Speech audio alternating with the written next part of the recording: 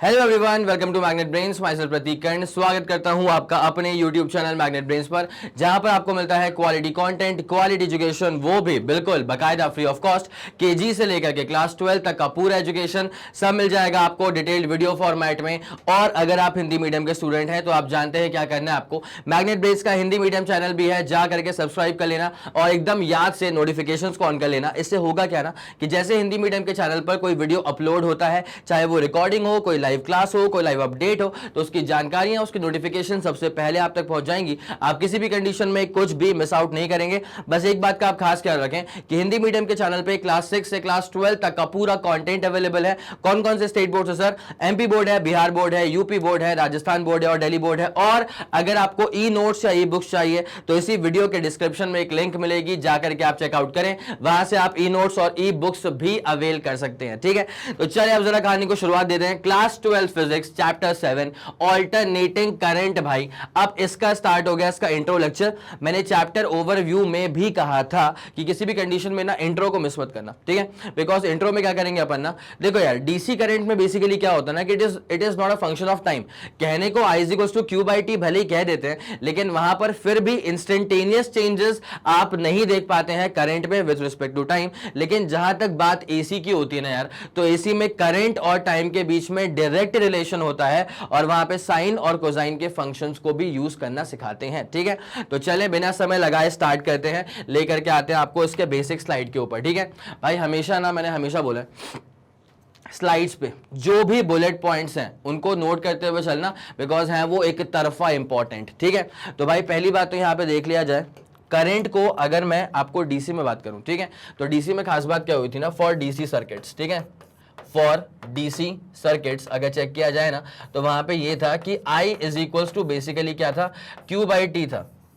तुम कहने को कह सकते हो कि हाँ सर I = Q/T है, तो रिलेशन तो है करंट का टाइम के रिस्पेक्ट में, लेकिन यार यहाँ पे ना वो मजा नहीं है, यहाँ पे वो बात नहीं है, यहाँ पर वो फील नहीं है जो एसी में आता है फील। ठीक है, एसी में तुमको दिखाऊंगा भाई मैं, मतलब कोई मुझसे अगर पूछ लेना कि सर 0.6 सेकेंड्स पे क्या करंट है, तो भाई साहब वहीं के वहीं खटाक से करंट निकल जाएगा। आया समझ में? तो वहां पे I और I0 का एक टर्म आएगा। ठीक है, I0 is basically peak current. ठीक है, अब वो पीक करंट क्या होता है सर, एक एक करके ग्राफ के सहारे से हर एक पॉइंट को मैं क्लियर करता हूं। एक दफा ये वाली बात समझ में आ रही है क्या? I = Q/T क्या होता है? यस सर, आइए समझ में। ठीक है, अब इस Q का मतलब क्या होता है? Q is basically charge. ठीक है, और मैंने ना जब डीसी पढ़ाया था तो मैंने डीसी में बार बार एक सवाल पूछा था कि क्या सिर्फ इलेक्ट्रॉन्स के मोशन से ही करंट बनता है क्या?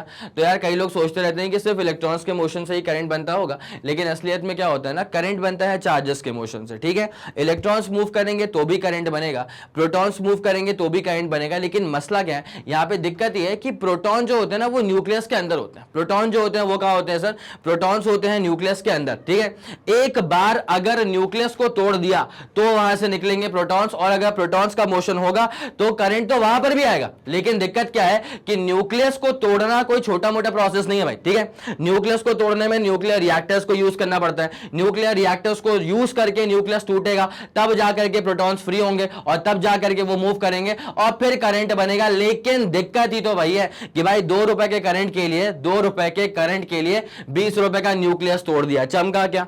हाँ या ना बोलो बताओ भाई, इतनी बात कमेंट सेक्शन में बोलते हुए चलना। ठीक है, पक्का यहां तक का फंडा पूरा क्लियर है? यस सर, यहां तक का फंडा पूरा क्लियर है। तो I = क्या होता है? Q/T। ये बेसिक रिलेशन था फॉर डीसी। किसके लिए था ये था फॉर डीसी। चलो आया समझ में? चमका? उठाएं सर इसको, उठाएं इसको, चलें।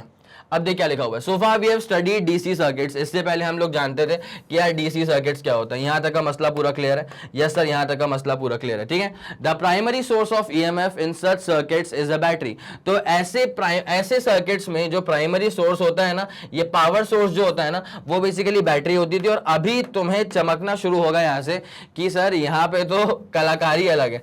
जब डीसी की बात करते हैं ना भाई, तो ये बैटरी वगैरह यूज करते हैं। ये रहेगा इसका सर्किट सिंबल, बोलो हाँ कि ना। ठीक है, यस सर, ये बात तो सही है। तो ये अपने पास डीसी का सोर्स हो गया, इसको प्यार से बैटरी भी कहा जाता है। लेकिन कलाकारी तुम्हें अब समझ में आएगी जब मैं ये बनाऊंगा।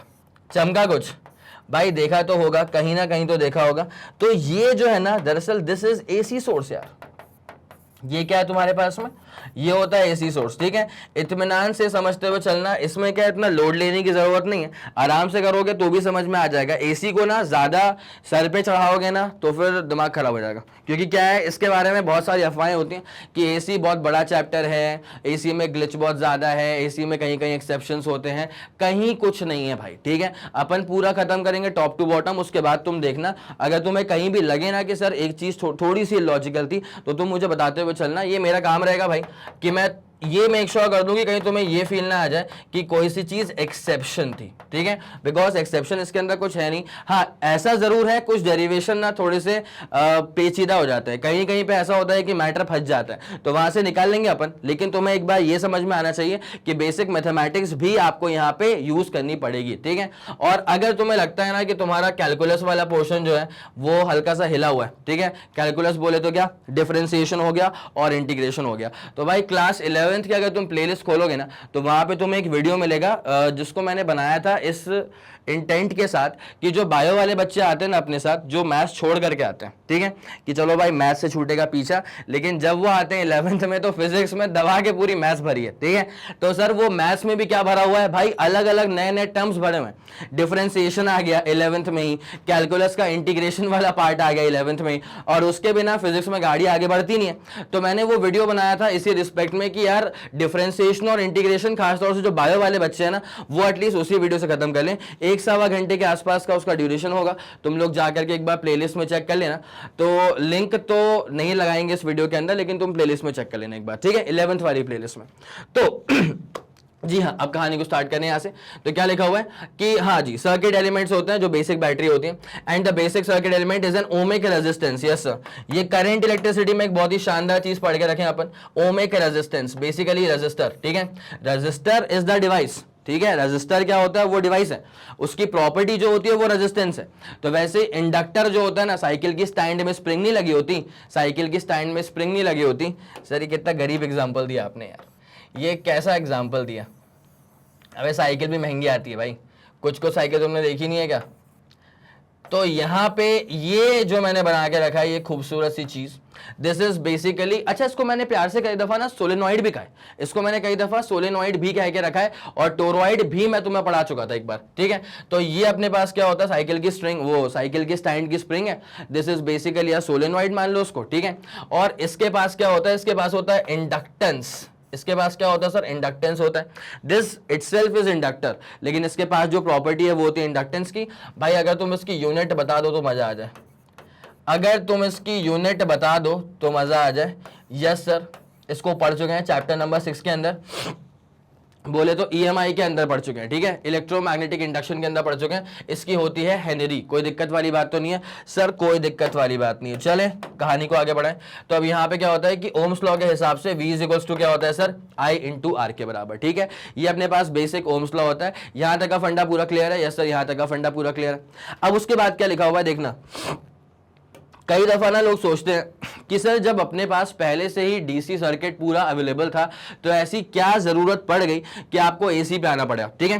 भाई उससे पहले मैं तुम्हें बताऊंगा, तुमने अगर नाम सुना हो, और जरूर नाम सुना होगा, थॉमस अल्वा एडिसन का और निकोला टेस्ला का, ठीक है। इनके ऊपर ना बहुत सारी डॉक्यूमेंट्रीज बनी है। मैं पर्सनली चाहता हूं कि तुम एक बार देखो, ठीक है, किसकी डॉक्यूमेंट्री, निकोला टेस्ला और थॉमस अल्वा एडिसन, ठीक है। वहां पे ना थॉमस अल्वा एडिसन जो थे ना वो he was basically the propagator of DC, ठीक है। वो जो डीसी का पूरा आइडिया था ना कि डायरेक्ट करंट होना चाहिए, चार्ज के मोशन से करंट बनेगा, वो अपनी डायरेक्शन चेंज नहीं करेगा, फ्रीक्वेंसी उसकी 0 होगी, ये जो पूरा कॉन्सेप्चुलाइजेशन है वो था थॉमस अल्वा एडिसन का, ठीक है। और उसके बाद क्या हुआ था, Nikola Tesla, sir Nikola Tesla आए थे और उन्होंने पूरा जो कॉन्सेप्चुलाइजेशन दिया था वो दिया था अबाउट ऑल्टरनेटिंग करंट, ठीक है। और यार होता क्या है ना कि अगर निकोला टेस्ला नहीं आते तो अभी तक अपन डीसी पर ही जी रहे होते, लेकिन मैं आपको बता दूं कि डीसी पड़ता बहुत ज्यादा महंगा, ठीक है। डीसी जो है ना वो पड़ता बहुत ज्यादा महंगा।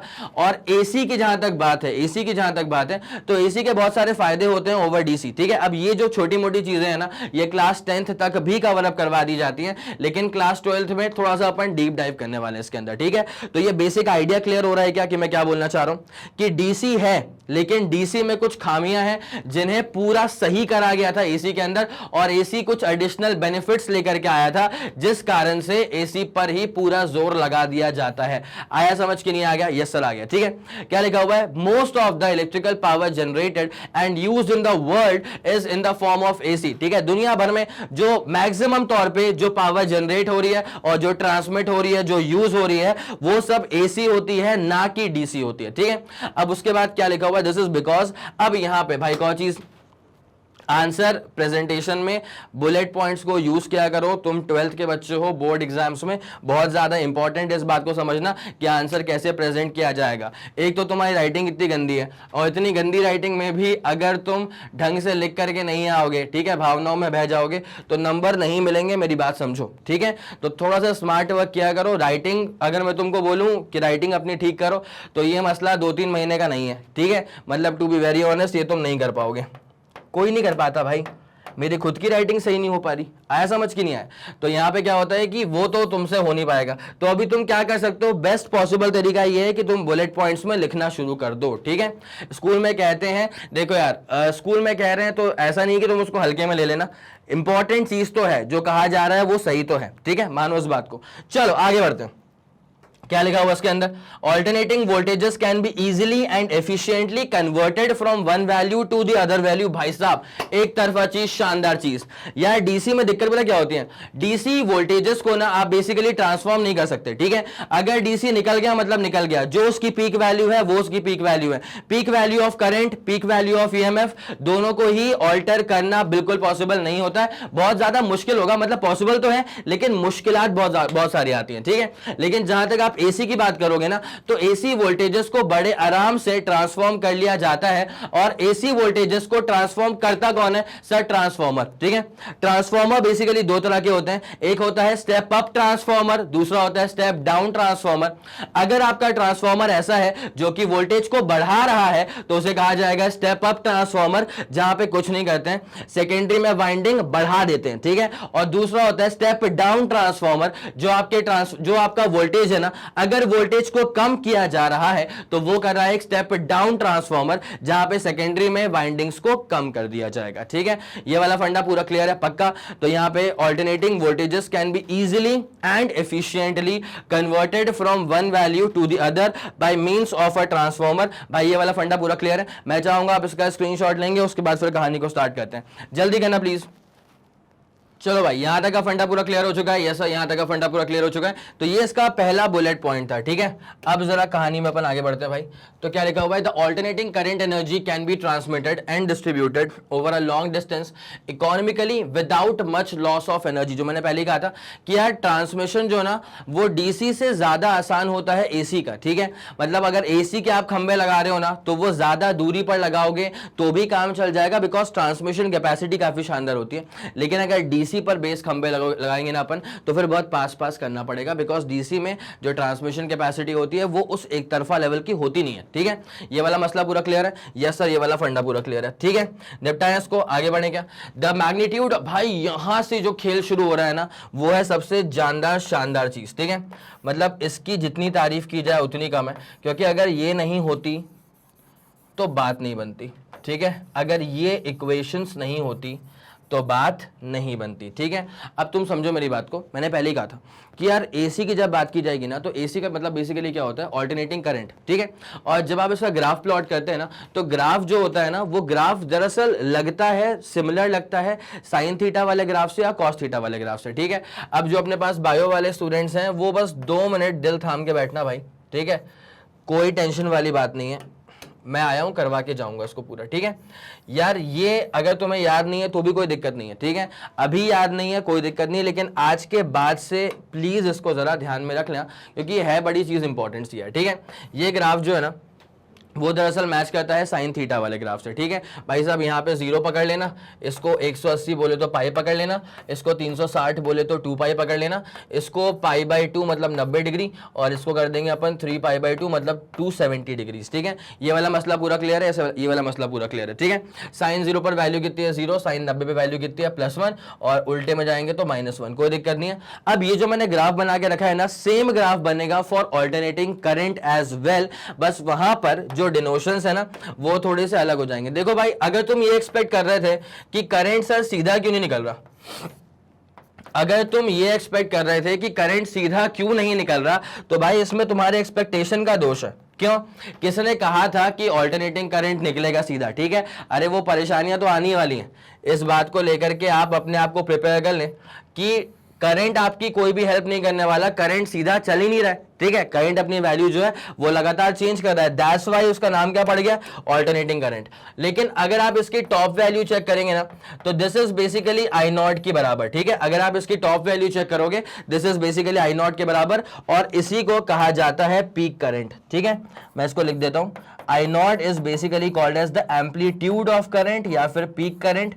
अच्छा, अगर आप इसका ना संधि विच्छेद करोगे ना, अगर आप इस टर्म को तोड़ दोगे ना, तो एक निकलता है एम्पल और दूसरा निकलता है मैग्नीट्यूड। ठीक है, आपको बता दूं, एम्पल का मतलब होता है मैक्सिमम, सफिशिएंट या इनफ। ठीक है, और यहाँ पे जो मैग्नीट्यूड है ना, इसका मतलब होता है वैल्यू, तो therefore name came as amplitude, मतलब मैक्सिमम वैल्यू। ठीक है, अगर आप ग्राफ को देख पा रहे हैं यहाँ पे, तो this is the peak value of the current. अरे बोलो चमका कि नहीं यार? ठीक है, यहां तक का फंडा समझ में आ गया? यस सर समझ में आ गया। तो इसको अपन कहते हैं आई नॉट, बोले तो पीक करंट। ठीक है, अब देख एक बहुत शानदार सी बात, यहां पर जो मेरे पास रेफरेंस लेवल है, यहां पर जो मेरे पास रेफरेंस लेवल है, अगर मैंने रेफरेंस लेवल को थोड़ा सा खोपचे में घुमा दिया, ठीक है, मतलब अगर मैंने इसको हल्का सा राइट ले लिया, मतलब मान ले π/2 रेडियंस, अगर मैंने इसको आगे शिफ्ट कर लिया, तो जो ग्राफ बन जाएगा ना, वो दरअसल cos थीटा का रेप्लिका ग्राफ बन जाएगा। इसलिए मैंने कहा था कि ऑल्टरनेटिंग करंट में आप बेसिकली करंट को एक्सप्रेस कर सकते हो in the function of sine theta also, in the function of cos theta also. ठीक है, तो यहां पे सबसे इंपॉर्टेंट चीज जो है ना, वो इस बात को नोट करना है कि alternating current is basically a function of time for sure. लेकिन यहां पर जो इक्वेशन निकल करके आएगी, अब देखना भाई, अगर साइन से मैच कर रही है यहां से, तो इक्वेशन से पहली बार अपना वास्ता पड़ेगा। ठीक है, अगर साइन से मैच कर रही है ना, तो आई इज इक्वल्स टू क्या हो जाएगा sir, I naught sine omega t. हर एक टर्म क्लियर कर रहा हूं, बस थोड़ा सा थांबा। ठीक है, ध्यान दे, ये गया वाई एक्सिस, ये गया एक्स एक्सिस, और ये लपेट दिया अपन ने इसका प्रोपगेशन एक्सिस। ठीक है, बोलो हाँ कि ना? ठीक है, कोई दिक्कत नहीं है।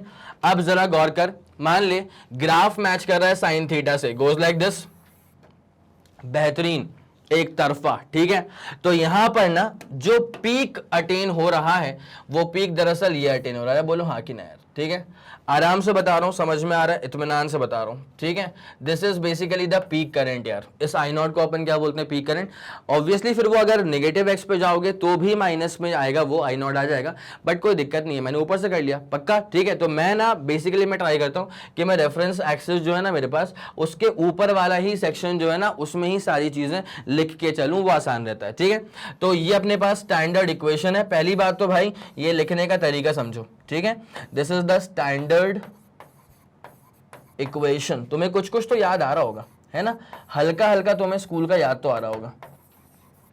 Standard equation of AC. ठीक है, कोई दिक्कत वाली बात नहीं, ये सब पूरा फंडा क्लियर है। अब जरा गौर करना, मैंने पहले भी कहा था लेक्चर की, मैंने स्टार्टिंग में ही कहा था कि भाई मेरा बेसिक इंटेंट इस वीडियो का क्या है ना, कि मैं तुम्हारे सामने ऐसी इक्वेशन ला करके रख दूं जो इक्वेशन करंट को रिलेट कर दे टाइम के साथ। ठीक है, और वो भी ऐसा आ जाए कि कोई अगर मुझसे पूछे कि 0.6 माइक्रो सेकेंड पे क्या करंट है, तो मैं वहीं का वहीं निकाल दूं। और वो इक्वेशन कहां मिलेगी भाई साहब? वो इक्वेशन ये रही ना, I is equals to I naught sine omega t. बोलो हाँ कि ना? ठीक है, अब यहां पर जो आई अपने को दिख रहा है ना, इसी को तो कहा जाता है इंस्टेंटेनियस करंट मेरे भाई, इसी को कहा जाता है इंस्टेंटेनियस वैल्यू ऑफ एसी, इसी को कहा जाता है इंस्टेंटेनियस वैल्यू ऑफ एसी। इसका मतलब क्या कि अगर टी की वैल्यू मैं यहां पे पुट कर दूंगा, इसको पूरा सॉल्व करूंगा, पूरा तामझाम सॉल्व करने के बाद जो मुझे आई मिलेगा, that is going to be the instantaneous value of AC. ठीक है, इत्मीनान से इस बात को दिमाग में जाने दो।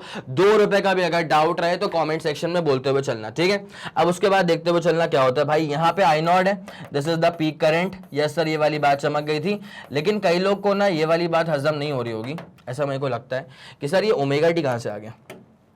समझने वाले समझ गए, जो ना समझे वो अब समझेंगे कि ये जो ओमेगा टी है वो कहां से आएगा। देखो भाई, अगर मैं तुमसे बात करता हूं एंगुलर डिस्प्लेसमेंट की, तो हम सब लोग जानते हैं कि यार angular displacement is basically angular velocity into time, ठीक है। अब एंगुलर वेलोसिटी को अपन प्यार से बोलते हैं ओमेगा, और टाइम को फिर अपन ने टी रख दिया, बस कोई दिक्कत नहीं है। तो मतलब जहां पे थीटा दिखे उसको लपेट के अपन ओमेगा टी से रिप्लेस कर सकते हैं, बोलो हाँ, ठीक है, पक्का। तो यहां पर जो ओमेगा आ रहा है ना, दिस इज द एंगुलर, अच्छा मैं इसको वेलोसिटी बोलने से बचूंगा क्योंकि यार यहां पे नथिंग इज एक्चुअली मूविंग, ठीक है, यहां पर नथिंग इज एक्चुअली मूविंग, तो इसको ना एंगुलर फ्रीक्वेंसी से मैं इसको रिप्लेस कर देता हूं, चलेगा आप लोग को इतना। Omega basically stands for angular frequency as well, ठीक है। और ये जो टी है ना, this is the instantaneous time, ठीक है। ये जो टी तुम्हें यहां पे नजर आ रहा है ना, this is the instantaneous time, चमका, यस सर, ठीक है। अब देख क्या होता है, ये अपने ऊपर होता है कि हम चाहें तो कॉस का फंक्शन यूज कर लें, हम चाहे तो साइन का फंक्शन यूज कर लें। मुझे पर्सनली साइन वाला फंक्शन पसंद है क्योंकि यहां से डेरिवेशन जो है ना वो थोड़े सिंपल हो जाते हैं। हालांकि मैं इस बात को अभी भी फिर से क्लियर कर देता हूं कि कोई दिक्कत नहीं है साइन या कॉस में, ऐसा नहीं कि कुछ बहुत नाजुक सी बात मिस हो गई है, ऐसा कुछ नहीं हुआ है, ठीक है। ऐसा नहीं कि सर मैं तो साइन से करा डेरिवेशन कॉस से करना था क्या, भाई नहीं। अगर साइन से करा है तो भी आ जाएगा, कॉस से करेगा तो भी आ जाएगा, बिकॉज डिफरेंस क्या है, सिर्फ रेफरेंस एक्सिस का डिफरेंस है यार, कोई डिफरेंस नहीं है इसके अलावा, ठीक है।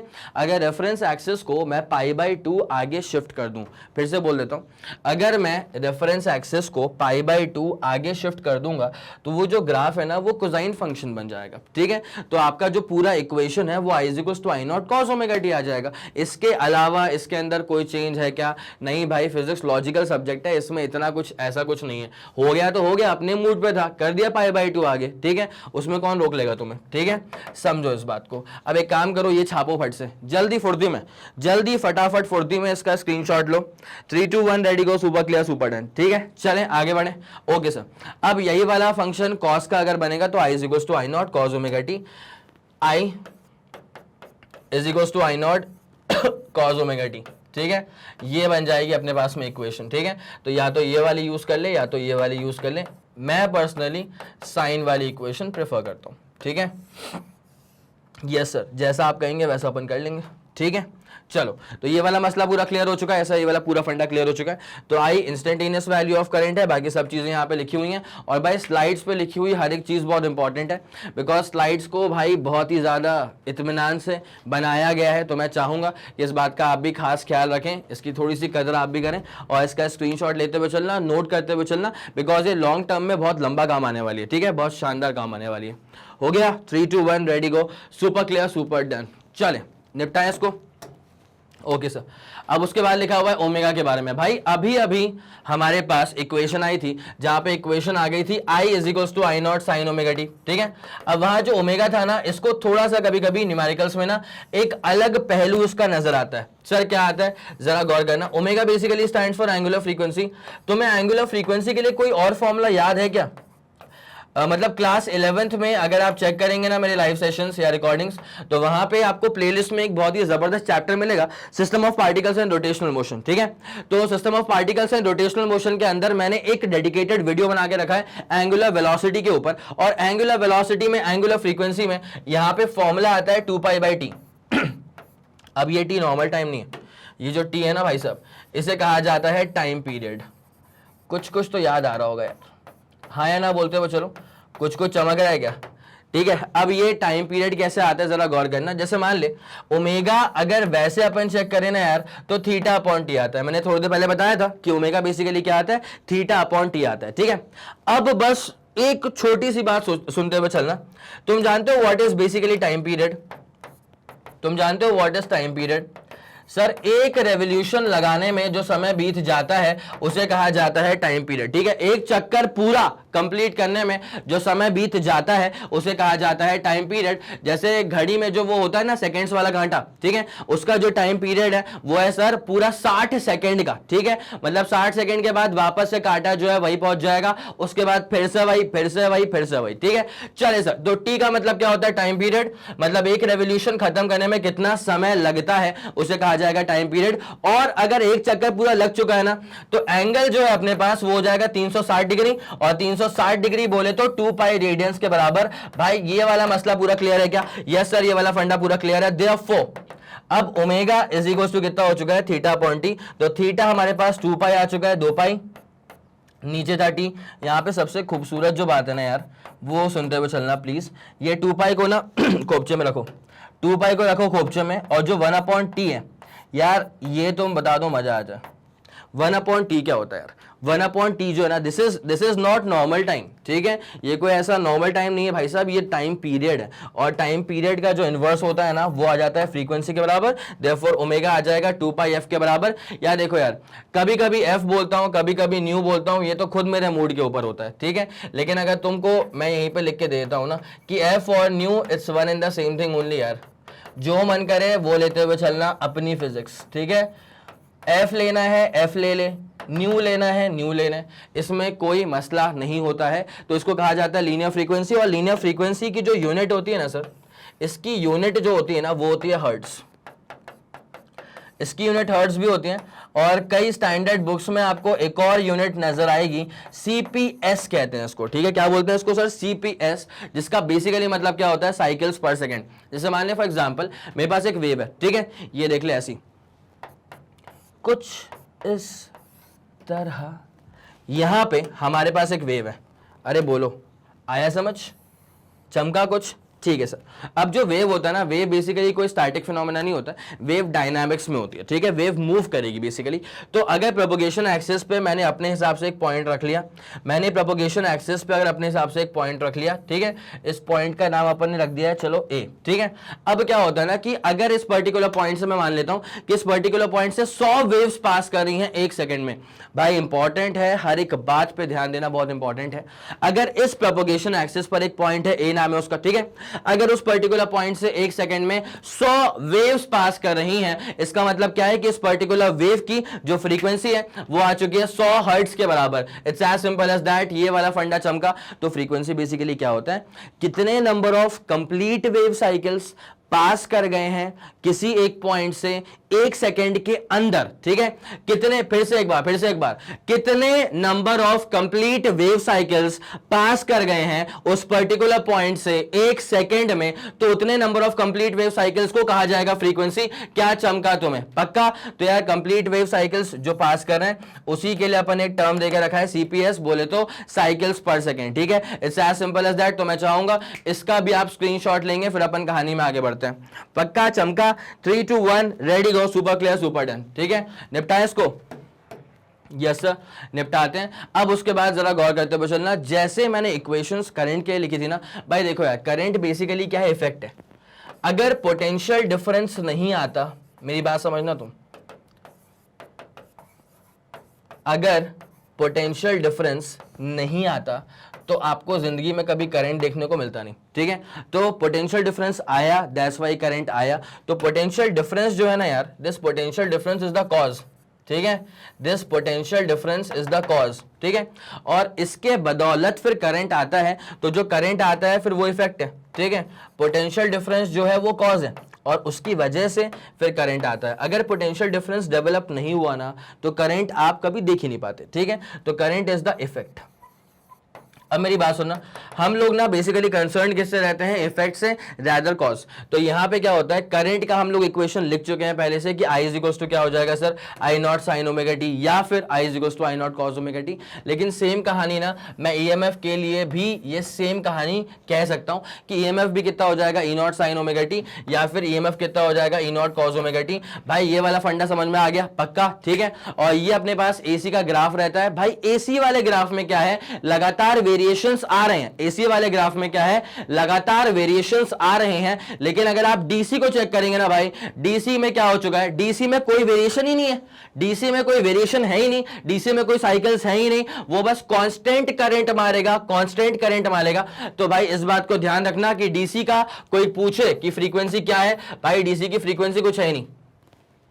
कैसे होगी, डीसी में साइकिल्स बन रही हैं क्या, नहीं सर डीसी में साइकिल्स नहीं बन रही हैं। साइकिल्स कहां बन रही हैं, एसी में बन रही हैं। तो फ्रीक्वेंसी कहां पे आएगी, एसी में आएगी। इंडिया में एसी करंट की फ्रीक्वेंसी 50 हर्ट्ज होती है स्टैंडर्ड, ठीक है, स्टैंडर्ड वैल्यू होती है इसकी 50 हर्ट्ज, कोई दिक्कत तो नहीं है, ठीक है। तो एक काम करो, इस खूबसूरत सी चीज का आप स्क्रीनशॉट लेंगे, उसके बाद फिर अपन कहानी में आगे बढ़ते हैं, ठीक है, पक्का, जल्दी इसका स्क्रीनशॉट लो। चलो भाई, यहां तक का फंडा पूरा समझ में आ गया? यस सर, यहां तक का फंडा पूरा क्लियर हो चुका है। ठीक है, तो ये अपने पास में होती है standard equation for EMF, E is equals to E naught sine omega t, और वैसी इक्वेशन आ गई थी अपने पास for current, I is equals to I naught sine omega T.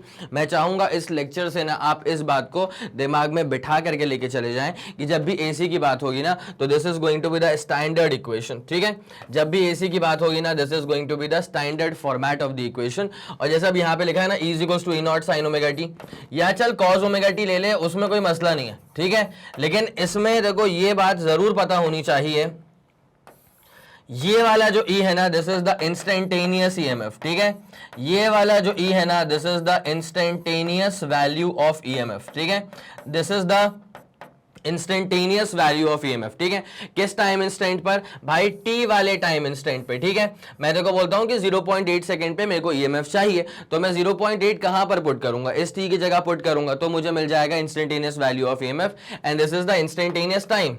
ये वाला जो टी है ना this is the instantaneous time. Spelling देख लेना, अदरवाइज तुम बोलोगे सर ये स्पेलिंग मिस्टेक क्यों कर दिया आपने। उसके बाद यहां पर जो आपको ई नॉट नजर आ रहा है ना this is the peak value of EMF. ठीक है, इस बात को आप लोग दिमाग में रख लेंगे अच्छे से, इस बात को आप लोग दिमाग में रख लेंगे अच्छे से सर, बिल्कुल रख लेंगे। ठीक है, ये वाली बात आप लोग को अच्छे से भली भांति समझ में आ गई होगी, ऐसा मैं उम्मीद करता हूं। ठीक है, उसके बाद डीसी में जो मैं आपको बता चुका था कि डीसी में बेसिकली क्या होता है, current is not a function of time. ठीक है, current is not a function of time का मतलब होता है कि समय के बदलने के साथ साथ, समय तो बदलेगा ही, ठीक है, टाइम के चेंज होने के साथ साथ करंट में या ईएमएफ में कोई चेंजेस नहीं आते हैं, तो इसमें अपन कहते हैं कि current is not a function of time. ठीक है, तो करंट कांस्टेंट है, ईएमएफ भी कांस्टेंट है, लेकिन एसी की जब बात करें, नाम ही इसका पड़ा था ऑल्टरनेटिंग करंट, बिकॉज ये अपनी वैल्यूज को लगातार चेंज कर रहा था, तो ऐसा कुछ ग्राफ इसका बन जाता है, साइनयूसोइडल ग्राफ उसको बोल सकते हैं, और इसलिए अपन कहते हैं कि एसी में करंट या ईएमएफ इज अ साइनयूसोइडल फंक्शन। ठीक है, आप लोग के दिमाग में ये वाली बात बैठ गई सर? बिल्कुल बैठ गई। ठीक है, अच्छा आपको इसका स्क्रीनशॉट बिल्कुल चाहिए होगा, तो आप इसका स्क्रीनशॉट लेने कोई दिक्कत नहीं है इसके अंदर। क्लियर है? 3 2 1 रेडी गो, super clear, super done sir. ठीक है, चल अब आते हैं voltage across inductor and current across capacitor के ऊपर। ठीक है, तो पहले मैं आपसे ना यहाँ पे बात कर लेता हूं अबाउट वोल्टेज अक्रॉस इंडक्टर की। किसकी बात कर लेता हूं मैं आपसे? पहले अपन बात कर लेते हैं वोल्टेज अक्रॉस एन इंडक्टर। पहले अपन बात कर लेते हैं वोल्टेज अक्रॉस एन इंडक्टर की। ठीक है, तो हम सब लोग जानते हैं अकॉर्डिंग टू फैराडेज लॉ, भाई फैराडेज लॉ बहुत ही चमका हुआ लॉ है ईएमआई का, इलेक्ट्रोमैग्नेटिक इंडक्शन का। ठीक है, तो वहां पर हम लोग बकायदा जानते थे कि सर जो ईएमएफ इंड्यूस होता है ना, देखो ईएमएफ इंड्यूस बेसिकली वोल्टेज ही तो है। ठीक है, अगर मैं इसके मैग्नीट्यूड की बात करूं तो फिर मैं माइनस नहीं लूंगा, तो ये होता है L times d i by d T. ठीक है, बेसिकली ईएमएफ वोल्टेज ही है ना, तो मैं इसको अभी V is equals to L times d i by d t बोल देता हूं। बताएं कि आपको ये वाला फंडा पूरा क्लियर है? यस सर, पूरा फंडा क्लियर है। ठीक है, अब जैसे मेरी बात समझना, अगर करंट कांस्टेंट हो गया, क्या बोला मैंने? अगर करंट कांस्टेंट हो गया तो कांस्टेंट करंट का रेट ऑफ चेंज क्या हो जाएगा? जीरो, तो वोल्टेज क्या हो जाएगा? जीरो हो जाएगा। ठीक है, तो for a constant current there is no change in voltage. ठीक है, अगर आप वोल्टेज को चेंज करवाना चाहते हैं तो फिर आप करंट को चेंज करवाइए। ठीक है, तो इंडक्टर में क्या होता है? Voltage can be changed. Inductor में क्या होता है? In the case of inductor voltage can be changed by changing the current. आया समझ के नहीं? In the case of an inductor, एक इंडक्टर के केस में क्या होता है? In the case of an inductor के केस में क्या होता है?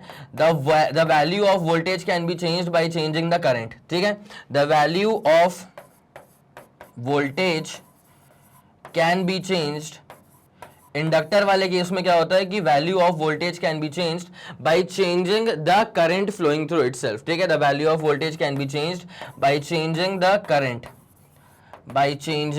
करंट, तो वोल्टेज को आप चेंज कर सकते हो by changing the current, voltage को आप बाकायदा चेंज कर सकते हो बाय चेंजिंग द करंट। मेरे ख्याल से आपके दिमाग में ये वाली चीज बहुत शानदार तरह से बैठ गई होगी। ठीक है, तो इंडक्टर में ध्यान रखना कि वोल्टेज को चेंज किया जा सकता है बाय चेंजिंग द करंट। ठीक है, ये वाला फंडा पूरा क्लियर हो गया है। तो अब मैं आपको करंट अक्रॉस कैपेसिटर पर लेकर के आता हूं, लेकिन पहले एक दफा आप जरा इसका स्क्रीनशॉट ले लें। ठीक है, और यहाँ पे जो बना हुआ है ना, ये जो ऊपर बना हुआ है ये कॉइल, इस कॉइल के पास में क्या होता है सर, इस कॉइल के पास में होता है इंडक्टेंस, ठीक है। और जब मैंने इलेक्ट्रोमैग्नेटिक इंडक्शन वाले चैप्टर के अंदर सेल्फ इंडक्टेंस का जो पूरा जो कॉन्सेप्ट था वो जिस वीडियो में डाला था, तो वहां मैंने आप लोग को एक बात बताई थी कि अगर सेल्फ इंडक्टेंस की वैल्यू ज्यादा होती है ना, इसका मतलब वो जो कॉइल है ना वो किसी भी तरह के चेंज इन करंट को ज्यादा अपोज करेगा, तो वहां पे करंट को चेंज करवाने में ज्यादा मेहनत लग जाएगी, करंट को चेंज करवाने में ज्यादा समय लग जाएगा, ठीक है। लेकिन अगर एक कॉइल आपके पास ऐसा है जिसके सेल्फ इंडक्टेंस की वैल्यू कम है, मतलब कम हेनरी का कॉइल है, तो वहां पर भी करंट को चेंज करने में परेशानी तो आती है, लेकिन वहां पर फिर भी करंट को चेंज करवाने में समय जो है ना वो कम लगेगा as one compare to previous वाला कॉइल। ये वाली बात समझ में आ गई है?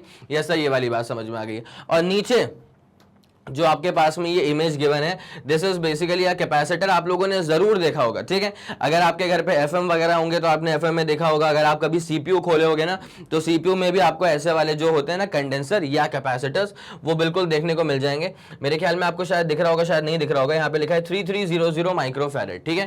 तो फैरेड बेसिकली यूनिट होती है for capacitance of a capacitor, ठीक है। जैसे रजिस्टर होता है उसके पास रेजिस्टेंस होता है और उसकी यूनिट क्या होती है, ओम्स होती है, वैसे ही इंडक्टर होता है, coil basically this is an inductor itself, ठीक है। वैसे अपने पास एक इंडक्टर होता है, तो इंडक्टर के पास इंडक्टेंस होता है और इंडक्टेंस की यूनिट होती है हेनरी। उसी प्रकार से कैपेसिटर होता है, उस कैपेसिटर के पास में कैपेसिटेंस होता है और कैपेसिटेंस की यूनिट होती है सर फैरेड के बराबर। किसके बराबर होती है? फैरेड के बराबर, ठीक है। मेरे ख्याल में आप लोगों के दिमाग में ये वाला फंडा क्लियर हो चुका होगा। यस सर, क्लियर हो चुका है, ठीक है। अब सर यहाँ पे क्या होता है, इसको आप देख रहे हैं, तो यहाँ पे ना इसके अंदर एक सॉफ्ट आयरन कोर डला हुआ है और इसके अंदर सॉफ्ट आयरन कोर नहीं डला हुआ है, ठीक है। तो बेसिकली क्या होता है, अगर सॉफ्ट आयरन कोर आपने डाल दिया ना तो वहां पर सेल्फ इंडक्टेंस मतलब एल जो होता है ना, सेल्फ इंडक्टेंस की जो वैल्यू है वो काफी बढ़ जाती है, एम्पलीफाई हो जाती है, ठीक है। और ये एयर कोड या वैक्यूम कोड सोलेनोइड है या इंडक्टर है, तो यहाँ पर इसकी भी इंडक्टेंस होगी लेकिन इतनी नहीं होगी जितनी इसकी इंडक्टेंस होगी। क्या आप लोग को ये वाली बात समझ में आ गई? यस सर, बिल्कुल आ गई। अब आपको लेकर के चलने वाले हैं करंट अक्रॉस कैपेसिटर के ऊपर, तो पहले इसका स्क्रीनशॉट ले लो, उसके बाद रेडी हो जाओ करंट अक्रॉस कैपेसिटर समझने के लिए। यस सर, ये वाला फंडा पूरा क्लियर हो गया। देखो यार, तुम्हें ना मैं कहीं परेशानी आने दूंगा नहीं, लेकिन अगर कभी ऐसा होता है कुछ मैंने फॉर्मूला लिख दिया तो मैं आपको बता जरूर दूंगा कि ये वाला फॉर्मूला कहां पे हम लोगों ने पढ़ के रखा है, ठीक है। जैसे अब मैं शुरुआत करने वाला हूं करंट अक्रॉस कैपेसिटर की, अब मैं शुरुआत करने वाला हूं करंट अक्रॉस कैपेसिटर की, अब मैं शुरुआत करने वाला हूं करंट अक्रॉस कैपेसिटर की मैं शुरुआत करने वाला हूं, ठीक है। अब जरा ध्यान देना, बेसिक फॉर्मूला क्या होता है सर? बेसिक फॉर्मूला होता है Q is equals to CV के बराबर, ठीक है। बेसिक फॉर्मूला क्या होता है सर? बेसिक फॉर्मूला होता है Q is equals to C into V के बराबर। अगर मैं इसको यहीं पे पकड़ के डिफरेंशिएट कर दूंगा, ठीक है, अगर मैं इसको यहीं पे पकड़ के डिफरेंशिएट कर दूंगा तो मुझे क्या मिल जाएगा? आप सब लोग जानते हैं करंट का बेसिकली, चार्ज का बेसिकली डिफरेंशिएशन क्या होता है? करंट होता है, ठीक है। देखो Q is equal to CV का जो फॉर्मूला है ना वो हम लोगों ने इस चैप्टर के अंदर नहीं पढ़ना है, ठीक है। हम लोगों ने मतलब एक आध जगह यूज हो जाएगा वो अलग बात है, लेकिन ये जो फॉर्मूला है ना वो पहली दफा हमें कहाँ देखने को मिला था सर? चैप्टर नंबर 2 में देखने को मिला था, electrical potential and capacitance chapter के अंदर देखने को मिला था, ठीक है। तो यहाँ पे क्या है, जैसे हम इसको डिफरेंशिएट करेंगे तो ये बन जाएगा डिफरेंशिएशन ऑफ चार्ज, C बाहर आ जाएगा और ये आ जाएगा डिफरेंशिएशन ऑफ वोल्टेज, ठीक है। भाई साहब ये dq बाई dt क्या होता है सर? ये तो करंट होता है, तो ये हो जाएगा C times dv by dt, ठीक है।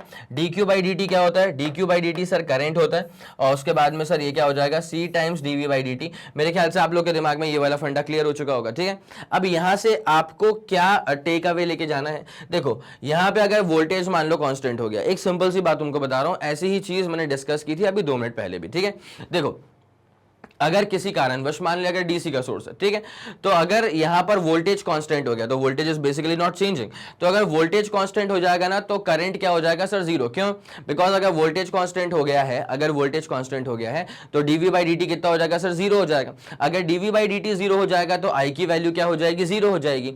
इसका मतलब वोल्टेज सोर्स कांस्टेंट है तो करंट जीरो हो जाता है कैपेसिटर में, ठीक है। तो अगर आपको करंट को चेंज करवाना है, करंट को अगर इफेक्ट करवाना है तो उसके लिए वोल्टेज को चेंज करना पड़ेगा, ठीक है। तो उसमें अपन क्या लिख देंगे कि in the case of capacitor, इसमें अपन क्या लिख देंगे कि in the case of capacitor voltage current can be changed by changing the voltage, ठीक है। Current can be changed, current को चेंज करवाया जा सकता है, current can be changed by changing the voltage. Current can be changed by changing the voltage. Current can be changed by changing the voltage. क्या आप लोग को ये वाली बात समझ में आ रही है?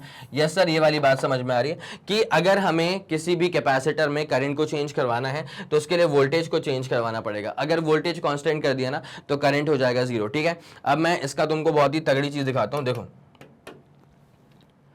फॉर डीसी सप्लाई, भाई डीसी सप्लाई का मतलब क्या है कि वोल्टेज अगर 5 वोल्ट है तो 5 वोल्ट ही है। ठीक है, तो वोल्टेज इज बेसिकली कांस्टेंट। तो for DC supply across capacitor, for DC supply across a capacitor, for DC supply across a capacitor क्या होता है भाई, जरा गौर करते हुए चलना। For DC supply across a capacitor क्या होता है, जरा गौर करते हुए चलना। देखो, मान लो कि तुम्हारे पास में ये एक कैपेसिटर है। ठीक है, इसकी कैपेसिटी कितनी है सर, C के बराबर है, और इसके अक्रॉस मैंने लगा के रख दिया है एक डीसी वोल्टेज सोर्स। ठीक है, इसके अक्रॉस मैंने लगा करके रख दिया एक डीसी वोल्टेज सोर्स। ठीक है, so this is basically a constant. ठीक है, ये जो अपने पास में डीसी का वोल्टेज सोर्स है ना, this is basically a constant. ठीक है, ये डीसी का वोल्टेज सोर्स है तो ये चेंज थोड़ी होगा। अगर ये चेंज नहीं होगा तो I इज इक्वल्स टू क्या होता है sir, C times dV upon dt। ठीक है, अब यार यहाँ पे वोल्टेज तो कांस्टेंट हो गया है तो dV अपॉन dt क्या हो जाएगा, जीरो हो जाएगा। तो करंट कितना हो जाएगा सर, 0 एम्पियर। करंट कितना हो जाएगा सर, 0 एम्पियर हो जाएगा। ठीक है, इसका मतलब क्या है, करंट पास नहीं करेगा। तो फिर आप यहाँ से क्या चीज दिमाग में लेके जा सकते हो कि अगर एक कैपेसिटर है डीसी सोर्स में तो उसमें से करंट पास नहीं करेगा। ठीक है, तो therefore DC current, direct current cannot pass through a capacitor. DC cannot pass through a capacitor. DC cannot pass through a capacitor. इसका मतलब कैपेसिटर जो है वो डीसी को ब्लॉक कर देता है। ठीक है, DC current cannot pass through a capacitor, therefore capacitor blocks DC. Therefore capacitor blocks DC. ठीक है, अब इसको अपन याद कैसे करेंगे? देखो, एसी तो पास कर जाएगा, एसी को पास करने में कोई दिक्कत नहीं, एसी तो पास कर जाएगा, लेकिन डीसी जो है ना वो पास नहीं कर पाएगा थ्रू अ कैपेसिटर। अब इस बात को याद करने के देखो क्या है, एक बहुत सारे तरीके होते हैं, लेकिन एक तरीका जो पर्सनली मेरे साथ मैंने खुद एक्सपीरियंस किया है वो मैं तुम्हें बता रहा हूँ। कॉलेज में क्या होता है, वाइवा होता है। ठीक है, और स्कूल में भी होता है। तो कॉलेज के जो वाइवा होते हैं ना उसमें बेसिकली क्या होता है कि हर वाइवा में, हर सेमेस्टर एग्जाम के वाइवा में क्या होता है कि किसी और कॉलेज से प्रोफेसर्स को बुलाया जाता है और फिर वो लेते हैं इन बच्चों का वाइवा। ठीक है, तो जब हम थे फर्स्ट ईयर में, ठीक, तो फर्स्ट सेमेस्टर का हमारा हो रहा था वाइवा। अब फर्स्ट सेमेस्टर के बेसिकली कोर्स में क्या होता है ना, आपको वही चीजें पढ़नी पड़ती हैं मेजरली जो कि आपने 12th में पढ़ी है, 11th के अंदर पढ़ के रखी है। ठीक है, तो वहां पर भी एसी जो था ना वो बहुत ही इंपॉर्टेंट चैप्टर के रूप में था। ठीक है, कॉलेज में भी। तो अब क्या हुआ था कि हमारा वाइवा चल रहा था और हमारे साथ ही एक हमारे बहुत ही अच्छे दोस्त बैठे हुए थे जिन्होंने कंप्लीट नहीं करी अपनी इंजीनियरिंग। तो उसमें क्या हुआ था कि हमारा वाइवा जब 5-5 के बच्चे ग्रुप में जा रहे थे, तो अब जब प्रोफेसर आए, जो एक्सटर्नल थे हमारे, वो जब आए उन्होंने हमसे यही सवाल दाग दिया हमारे ऊपर कि भाई कैपेसिटर में से डीसी पास नहीं कर पाता है लेकिन एसी पास कर जाता है, इसका रीजन क्या है? तो इसका जो एक्चुअल रीजन है वो तो मैं आपको बताऊंगा जब मैं आपको पढ़ाऊंगा एसी अक्रॉस कैपेसिटर। ठीक है, लेकिन जो हमारे दोस्त थे उन्होंने इतना तगड़ा इसका आंसर दिया था कि तुम्हारा भी दिमाग हिल जाएगा। उनका रीजन ये था, अच्छा ये क्या हुआ था, जिन लोग को आता था वो तो रेडी हो गए थे कि अच्छा इसका जो मेन रीजन है ना वो है इंपीडेंस नामक चीज पर बेस्ड। ठीक है, मतलब बेसिकली कैपेसिटेटिव रिएक्टेंस नाम का एक कॉन्सेप्ट होगा, उसके ऊपर बेस्ड है। हालांकि अभी तुम्हें बस क्या समझना था कि कैपेसिटर डीसी को ब्लॉक कर देगा और उसका रीजन तुमको मैंने यहां से बता भी दिया। ठीक है, लेकिन उसने, हमारे बहुत ही अच्छे मित्र ने जो आंसर दिया ना, उसका आंसर तुम देखना, तुम चौंक जाओगे। उसने ये बोला था कि सर डीसी जब पास करता है ना, जब एसी पास करता है सर, तो क्वेश्चन क्या था कि एसी पास कर जाता है, डीसी पास क्यों नहीं करता? तो उसने बोला सर एसी ऐसे पास करता है। आय हाय हाय हाय, ठीक है, एसी ऐसे पास करता है तो क्या है सर, एसी निकल जाएगा। लेकिन जब डीसी पास करेगा सर तो डीसी जाएगा टन, टकरा गया प्लेट के साथ, तो टकराया था तो ये वापस निकल जाता है। ठीक है, इसीलिए सर डीसी पास नहीं करेगा और इसीलिए सर एसी जो है वो कैपेसिटर से पास कर जाएगा। भाई हमारा दिमाग सुन हो गया, हमें लगा कि हमने जो इतना एकदम शानदार तरह से पढ़ाई करी थी, ऐसा हमको लगता था, तो हमने कभी ऐसा क्यों नहीं सोचा हमने कभी ऐसा क्यों नहीं सोचा। और मजे की बात क्या है कि प्रोफेसर ने भी क्या है ना कि उसको करेक्ट नहीं करा उस समय वहां पे, ठीक है। प्रोफेसर ने भी आई गई बात समझ के छोड़ा और वही सवाल दूसरे को पास कर दिया। तो प्रोफेसर भी मेरे ख्याल से सोचने को लगे होंगे कि यार ये रीजन भी हो सकता है क्या, लेकिन जबकि असलियत में ये कोई रीजन नहीं है, ठीक है। ये तो भाई के अपने दिमाग की उपज थी। लेकिन उसके बाद जब टीचिंग में मैं आ गया तो मेरे को समझ में आया कि हाँ यार ये जो रीजन है ना, ये बच्चों को बताया जा सकता है कि वो शॉर्टकट में याद कर लें कि हाँ ठीक है एसी सट्ट से पास कर गया और डीसी टन से टकरा करके वापस आ जाएगा, ठीक है। तो डीसी ब्लॉक कर देता है, कैपेसिटर जो है वो डीसी को ब्लॉक कर देगा, एसी को पास करने देगा। लेकिन तुम समझना ये रीजन तुम कहीं मत चिपकाना। रीजन अगर तुम्हें चिपकाना हो ना कि डीसी को कैपेसिटर क्यों ब्लॉक कर देता है, तो this is going to be the very valid reason. और मैं एक और आपको रीजन बताऊंगा, बेफिक्र रहें आप, वो रीजन मैं आपको बताऊंगा जब मैं आपको पढ़ाऊंगा एसी अक्रॉस कैपेसिटर, ठीक है। क्या आप लोग संतुष्ट हैं इस बात से? सब बिल्कुल संतुष्ट हैं। तो for DC supply across capacitor ऐसा ऐसा कार्यक्रम जो है वो होता है, ठीक है। क्या आप लोग रेडी हैं इस बात को लेकर के? यस सर, ये वाली बात हमें समझ में आ गई है, कोई दिक्कत वाली बात नहीं है, ठीक है। चले बढ़िया, ये चीज सही थी सर, ठीक है। तो अब एक काम करो ना, इसका स्क्रीनशॉट ले लो, ठीक है, और याद रखना भाई, और मुझे कमेंट सेक्शन में बताते हुए चलना कि क्या तुम्हें ये वाली बात समझ में आ गई कि कैपेसिटर डीसी को ब्लॉक क्यों करता है, ठीक है। और तुम कौन सा लॉजिकल रीजन लेके चलोगे वो मुझे बताते हुए चलना, ठीक है। कमेंट सेक्शन में सुपर एक्टिव रहा करो। और अगर सेशन पसंद आ रहा है तो ऑब्वियसली बनता क्या कि आप लाइक तो करते रहेंगे, ठीक है। लाइक तो करते रहेंगे मतलब क्या, लाइक करेंगे और बाकियों को बोलेंगे कि भाई सेशन पसंद आया ना, बस लाइक कर, आया समझ के नहीं। चले अब आते हैं एक बहुत ही प्यारे से कॉन्सेप्ट, बहुत ही खूबसूरत से कॉन्सेप्ट के ऊपर, जिसका नाम है सर ट्रांजिएंट करंट। इसका नाम क्या है सर? ट्रांजिएंट करंट, ठीक है। अब इसकी जो थ्योरी है ना, जरा वो थ्योरी पढ़ते हुए चलते हैं, उसके साथ साथ फिर उस पर बेस्ड जो सर्किट बन सकता है वो अपन देख लेंगे, ठीक है। तो जरा ध्यान देना क्या लिखा है, when an electric circuit containing N ohmic resistance only is switched on, ठीक है। ओमिक रेजिस्टेंस मतलब सिर्फ एक रेजिस्टर लगा हुआ है, सिर्फ एक रेजिस्टर लगा हुआ है और कोई इंडक्टर नहीं है, कोई कैपेसिटर नहीं है। अच्छा यहीं पे ना तुमसे मैं एक बात और तुमको पिच करना चाहता हूं, देखो हर डिवाइस के पास कुछ ना कुछ रेजिस्टेंस तो होता है, हर डिवाइस के पास कुछ ना कुछ रेजिस्टेंस तो होता है, ठीक है। अगर एक साक्षात रेजिस्टर आ गया तो उसके पास भी रेजिस्टेंस है, ठीक है।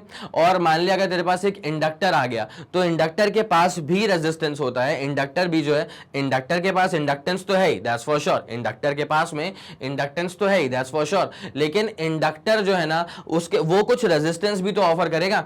तो एक इंडक्टर जो भी रेजिस्टेंस ऑफर करता है, जितना भी अपनी श्रद्धा से जितना भी वो रेजिस्टेंस ऑफर करेगा ना, उसे कहा जाता है इंडक्टिव रिएक्टेंस। क्या कहा जाएगा? इंडक्टिव रिएक्टेंस, ठीक है।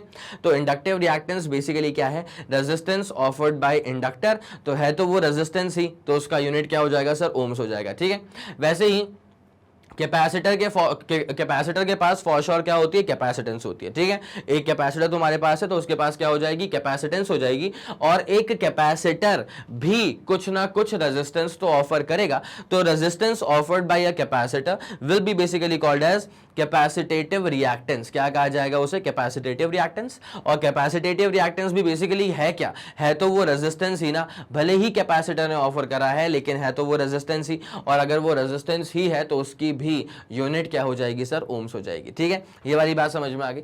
तो अब जरा ध्यान देना, यहां पे बात करी जा रही है सिर्फ ओमिक रेजिस्टेंस की, मतलब कोई इंडक्टर नहीं है, कोई कैपेसिटर नहीं है, सिर्फ एक शानदार सा रेजिस्टर है और उसका जो रेजिस्टेंस है बस उसका रेजिस्टेंस है, ठीक है। तो when an electric circuit containing N ohmic resistance only is switched on, ठीक है, आपने स्विच ऑन करा तो यहां पे क्या होता है कि electric current acquires its maximum value almost in zero time, ठीक है। मतलब जैसे आपने स्विच ऑन करा तो सर्किट में करंट, देखो स्विच ऑन करने से पहले करंट की वैल्यू क्या थी सर? जीरो वैल्यू थी। और स्विच ऑन करते ही करंट की वैल्यू बढ़ने लगेगी, ठीक है। अब होता क्या है कि करंट की वैल्यू अपना पीक टच कर जाएगी, करंट की वैल्यू मैक्सिमम हो जाएगी बहुत ही कम समय के अंदर, ऑलमोस्ट इन जीरो टाइम, ठीक है, बहुत ही कम। देख एक बात तो है यार, ऐसा नहीं है कि स्विच ऑन करते ही करंट फट से मैक्सिमम हो गया, ठीक है। Obviously it is taking some time, भले वो मिली सेकेंड्स में हो, भले ही वो माइक्रो सेकेंड्स में हो, भले ही वो नैनो सेकेंड्स में हो, लेकिन कुछ छोटा सा ही सही, लेकिन समय का अंतराल गुजरता जरूर है कि करंट जीरो से मैक्सिमम वैल्यू को टच करे, ठीक है। आया समझ के नहीं आया? यस सर आ गया, ठीक है। तो कहा गया कि ऑलमोस्ट इन जीरो टाइम, ठीक है। सिमिलरली इसी प्रकार से सिमिलरली जब ऐसे सर्किट में स्विच को ऑफ कर दिया जाता है तो स्विच को ऑफ करने के टाइम पे क्या है कि धड़ाधड़ करंट एकदम पीक वैल्यू पर फ्लो कर रहा है, ठीक है। अचानक से आपने स्विच को ऑफ कर दिया, ठीक है, तो स्विच को ऑफ करने के बाद क्या है, करंट ऑटोमेटिकली फिर जीरो पे आ जाएगा, ठीक है। अब जैसे करंट को जीरो से मैक्सिमम वैल्यू को अटेन करने में कुछ हल्का समय लग गया था, उसी प्रकार करंट को मैक्सिमम वैल्यू से जीरो आने में भी थोड़ा सा समय जरूर लग जाएगा, ठीक है। तो ऑलमोस्ट इन जीरो टाइम भले ही बोल देंगे, लेकिन आप समझें या तो मिली सेकेंड्स, या तो माइक्रो सेकेंड्स, या तो नैनो सेकेंड्स, लेकिन एक हल्का सा समय जो है ना वो लग जाएगा। बस इतनी सी बात है। क्या आप लोगों को समझ में आ रही है? पक्का, ठीक है। बहुत ही छोटा सा कंटेंट इसका बचा हुआ है बस अब, ठीक है। तो जैसे आपने स्विच ऑफ करा तो करंट जो है वो रिड्यूस हो जाएगा जीरो में, और इसमें बहुत ही कम समय लगेगा, ऑलमोस्ट इन जीरो टाइम ऐसा हो जाएगा, ठीक है। However when the electric circuit contains an inductor, अगर सर्किट में कोई इंडक्टर लगा हुआ है या कैपेसिटर लगा हुआ है, सुनना बात को अच्छे से, however when the electric circuit contains an inductor या फिर एक कैपेसिटर या फिर दोनों ही लगा के रख दिए, तो growth as well as decay of current are opposed by the EMF induced. ये बात बिल्कुल सही है। अगर आपने बेसिकली अगर आपने इंडक्टर लगा दिया ना, तो इंडक्टर जो है ना वो वहीं के वहीं करंट में आने वाले किसी भी तरह के चेंज को अपोज करता है, ठीक है। तो वोल्ट और वहां पे कंडेंसर भी लगा हुआ है, तो अगर अपोज करेगा तो करंट बढ़ेगा लेकिन समय लग जाएगा, करंट डिके भी होगा लेकिन समय लग जाएगा। स्विच को ऑन करते ही करंट बढ़ तो गया, लेकिन जैसे पहले करंट ऑलमोस्ट जीरो टाइम में बढ़ जाया करता था, वैसे अब इंडक्टर आ गया तो करंट बढ़ेगा, लेकिन ऐसा नहीं कि बहुत जीरो टाइम में बढ़ गया, उसको समय लग जाएगा, एक डिसेंट अमाउंट ऑफ टाइम जो है ना वो इंडक्टर की वजह से लग जाएगा करंट को मैक्सिमाइज होने में, ठीक है। जब आपने स्विच को ऑफ कर दिया था तो करंट जीरो हो गया था ऑलमोस्ट इन जीरो टाइम, लेकिन जब इंडक्टर लगा दिया तो अब स्विच को ऑफ करके देखो तो करंट को जीरो होने में हल्का समय अब लग जाएगा, ठीक है। आया समझ में? तो therefore electric current takes some finite amount of time to reach its maximum value when the circuit is switched on। और जब आप सर्किट को स्विच ऑफ कर दोगे तो स्विच ऑफ करने के बाद भी it will take some finite amount of time to reduce its value to zero, ठीक है। तो ये वाली बात आप लोगों को समझ में आ गई। करंट जब बढ़ेगा तो ग्रोथ ऑफ करंट, करंट जब घटेगा तो डिके ऑफ करंट। ये खूबसूरत सी बात जो है, क्या ये खूबसूरत सी बात आप लोग के दिमाग में बस गई है? यस सर, ये वाली बात दिलो दिमाग में, दिलो जान में बस गई है सर, ठीक है। आया समझ के नहीं? Such electric currents which vary for a small finite time while growing from zero to maximum or while decaying from maximum value to zero are called as transient current, ठीक है। ये जो करंट वेरी करे ना for a very small amount of time, यहाँ पे क्या लिखा हुआ है, लेकिन लिखी बहुत शानदार चीज है भाई। Such electric currents which vary, ऐसे करंट जो कि वेरी करते हैं for a small finite time, ऐसे करंट्स जो कि वेरी करते हैं for a small finite time while growing from zero to maximum, ठीक है, जीरो से मैक्स होने में, और while decaying from maximum value to zero, ठीक है। तो ऐसे करंट्स को कहा जाता है ट्रांजिएंट करंट्स, ठीक है। अब मैं आप लोगों को एक छोटा सा ग्राफ बना के दिखाता हूं, तो इससे आपकी चीज जो पूरा फंडा है ना वो दिमाग में अच्छे से क्लियर हो जाएगा, ठीक है। मैं आपसे एक काम कर रहा हूं, अभी डीसी की बात कर रहा हूं, ठीक है। किसकी बात कर रहा हूं मैं आपसे? अभी मैं आपसे डीसी करंट की बात करता हूं, डीसी करंट की बात करता हूं, ठीक है। तो मान ले ये था मेरे पास t इक्वल टू जीरो, ठीक है। तो t इक्वल टू जीरो पे मैंने स्विच को ऑन किया, ठीक है। जैसे मैंने स्विच को ऑन किया ना तो करंट अचीव करेगा अपनी maximum value, but it will take some time, ठीक है। करंट अचीव तो करेगा अपनी maximum value, but absolutely it will take some time. Current अपनी मैक्सिमम वैल्यू को अचीव करेगा but absolutely it will take some time, तो उसको मैं बोल दूंगा T1। चलेगा आप लोगों को इतना? यस सर, बिल्कुल चलेगा। जैसे करंट अपनी पीक वैल्यू तक पहुंच गया तो उसके बाद करंट हो जाएगा मैक्सिमम, ठीक है। जैसे करंट अपनी पीक वैल्यू तक पहुंच गया तो करंट अब क्या हो जाएगा सर? मैक्सिमम, ठीक है। तो जैसे T1 अमाउंट ऑफ टाइम बीता तो जीरो से T1 अमाउंट ऑफ टाइम बीतने तक करंट अपनी वैल्यू लगातार चेंज कर रहा था, ठीक है। उसके बाद करंट पहुंच चुका है अपनी पीक वैल्यू पे, तो पीक वैल्यू पे बना रहेगा। उसके बाद मान ले कि मैंने स्विच को ऑफ कर दिया इस अमाउंट ऑफ टाइम T2 पे। जब अमाउंट ऑफ टाइम T2 बीत चुका है तो मान लेते हैं कि मैंने इस अमाउंट ऑफ टाइम पे स्विच को जो है ना ऑफ कर दिया है। तो जैसे मैं स्विच को ऑफ कर दूंगा तो करंट की वैल्यू जो है ना वो सर वो घट जाएगी। जैसे मैंने स्विच को ऑफ कर दिया तो करंट की जो वैल्यू है सर वो करंट की वैल्यू घट जाएगी, और उसके बाद फिर वो जीरो हो ही जाएगा इवेंचुअली। कोई दिक्कत वाली बात तो नहीं है, ठीक है। तो इसको अपन हल्का सा ऐसा बना दें, इसको अपन हल्का सा ऐसा बना दें, ऐसा। यस सर, बात बिल्कुल सटीक है। तो अगर मैं यहाँ पे डिनोशंस डाल दूंगा ना तो तुम्हें थोड़ा सा आसानी होगी समझने में, ठीक है। देखो ये जीरो था, उसके बाद ये पी था, ये एस था, और ये जेड मान लेते हैं, ठीक है। तो जो करंट है ना ओ से पी तक और एस से जेड तक, उसको अपन कहते हैं ट्रांजिएंट करंट, ठीक है। तो करंट इन द रीजन जब करंट ग्रो कर रहा है for a very small period of time, O to P and S to Z, ठीक है, इज नहीं आर कॉल्ड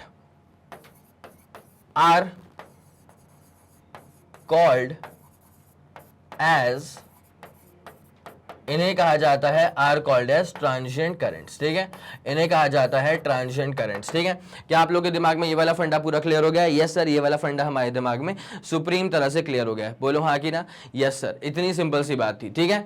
तो चलें, ये अपने पास हो गया ट्रांजिएंट करंट, और ये था हमारे पास में इसका इंट्रोडक्शन लेक्चर, ठीक है। आपको सारी इंपॉर्टेंट बातें जो हैं वो बता दी गई हैं, और मैं उम्मीद करता हूं कि आपको हर बात बहुत ही शानदार तरह से समझ में आ गई होगी, ठीक है। अगर आपका कोई भी फीडबैक है, कोई सजेशन है, तारीफ है या बुराइयां हैं या जो कुछ भी है, तो आप बड़ी प्यार भरे शब्दों में अपनी सारी बातें मुझ तक पहुंचा सकते हैं यूजिंग द कॉमेंट सेक्शन। मैं और मेरी पूरी टीम सुपर एक्टिव रहती है, ठीक है। हम लोग बाकायदा चेक करते हैं कि किस वीडियो पर कैसा कॉमेंट आया है, बच्चे क्या डिमांड कर रहे हैं, क्या सजेशन आ रहे हैं, बिकॉज उसी सजेशंस को लेते हुए, उसी फीडबैक को लेते हुए वीडियो की जो क्वालिटी होती है ना, जो क्वालिटी कंटेंट हम प्रॉमिस करते हैं, उसको हम डिलीवर कर पाते हैं, उसको हम पूरा कर पाते हैं, ठीक है। अगर आपको लगा कि इस वीडियो ने आपकी हेल्प करी है, तो बनता ये है कि आप इस वीडियो को लाइक करेंगे। उसके बाद सबसे इंपॉर्टेंट चीज, इस वीडियो को फैला दो अपने सारे मित्र मंडल में, सबको बता दो कि मैग्नेट ब्रेन्स के चैनल पर प्लेलिस्ट में फिजिक्स में क्या क्या शानदार चीजें ऐड हो चुकी हैं और क्या जबरदस्त चीजें आप तक और भी जल्द से जल्द पहुंचने वाली हैं, ठीक है। इसी के साथ खत्म करते हैं इस पूरे वीडियो को। और जैसे कि आप सब जानते हैं कि मैग्नेट ब्रेन्स जो प्रोवाइड करता है वो है English medium as well as Hindi medium वाली classes with entire full complete syllabus coverage, CBSE board, Delhi board, Bihar board, UP board, MP board, Rajasthan board, और वैदिक मैथ्स क्रैश कोर्स और स्पोकन इंग्लिश। इसके अलावा अगर आपको कोई भी इंफॉर्मेशन चाहिए तो आप मैग्नेट ब्रेन्स के ऑफिशियल वेबसाइट पर जाकर के विजिट कर सकते हैं। Thank you so much.